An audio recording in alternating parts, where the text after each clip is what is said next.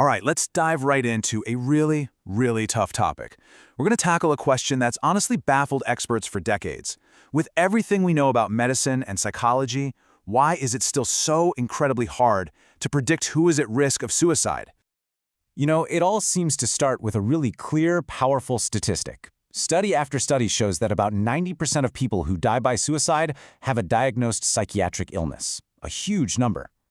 And when you see a number like that, it's only natural to make an assumption, right?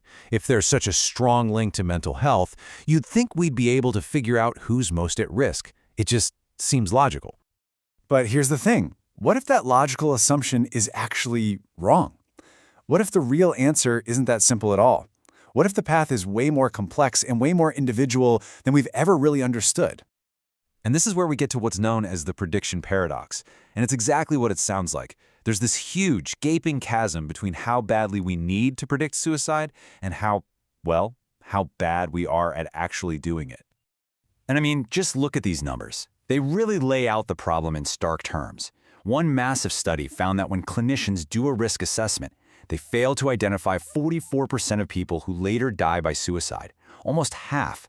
And at the same time, those assessments create a mountain of false positives, a whopping 94.5%, flagging people as high risk when they aren't. So you have this massive gap between expectation and reality.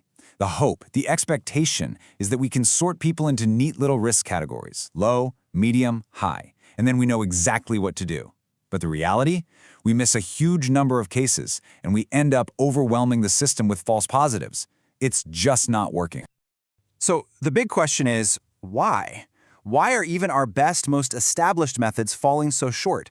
What is the fundamental piece of this puzzle that we've been missing all along?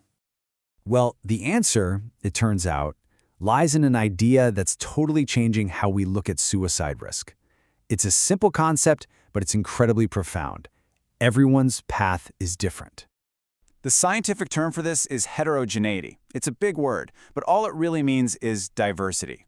The factors, the triggers, the whole experience that leads one person down this path can be completely different for another person. And some really groundbreaking research uses this fantastic analogy. Each person's suicide risk is like a fingerprint. It's unique to them. There's no one-size-fits-all story, no single cause. So when these researchers actually started looking at real-time personalized data from individuals, what they found was pretty mind-blowing. There wasn't a single psychological trigger that was true for everyone, not even something we think of as universal, like hopelessness. Nope.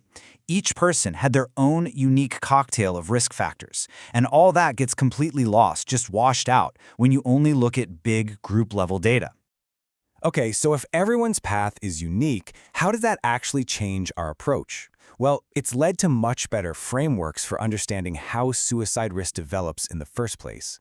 We're starting to see it less as a single moment and more as a complex process. Probably the most important shift is something called the ideation to action framework. And what it does is recognize a really crucial distinction. Just thinking about suicide is not the same thing as acting on those thoughts. They are related for sure, but they are separate events. And understanding that bridge between the two, well, that's everything when it comes to prevention. So let's look at one of the leading models here, the three-step theory. It kind of breaks down like this. Step 1, it all starts with psychological pain combined with a deep sense of hopelessness.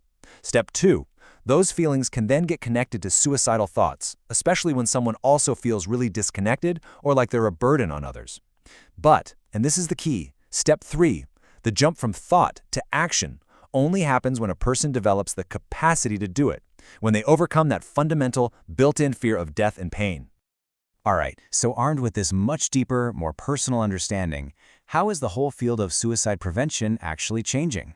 Well, the future is looking a lot more personalized. And this table just lays it all out so clearly. We are moving away from the old way of doing things, looking at big, group-level risk factors and using these static, one-time checklists. The new approach is all about understanding an individual's unique, changing path. We're talking about using tools like smartphone apps to monitor things in real time, even looking at things like blood biomarkers. The goal isn't just about trying to predict who anymore. It's about understanding and supporting the individual. But of course, cool new tech isn't the whole answer. Not even close. We also have to tackle these huge, deep-seated social barriers. We're talking about fighting the stigma that makes people feel weak for asking for help. We have to challenge cultural pressures, like some of the masculine norms that tell men to just bottle everything up and be self-reliant, which really discourages them from getting support. And, we just need to improve our general knowledge, our literacy around this, so that our communities are better at recognizing the signs and know how to actually step in and help. And look, this is incredibly important. If you or anyone you know needs support, please know that help is absolutely available. For U.S. veterans, you can call 800-273-8255 and press 1. You can also text 838255. And for everyone, please contact your local crisis support service or emergency services. There are people who want to help, and they are there 24/7.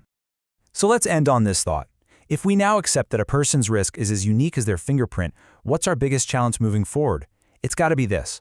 How do we build a world, a system of care, a culture of support that truly sees the individual and not just the statistic?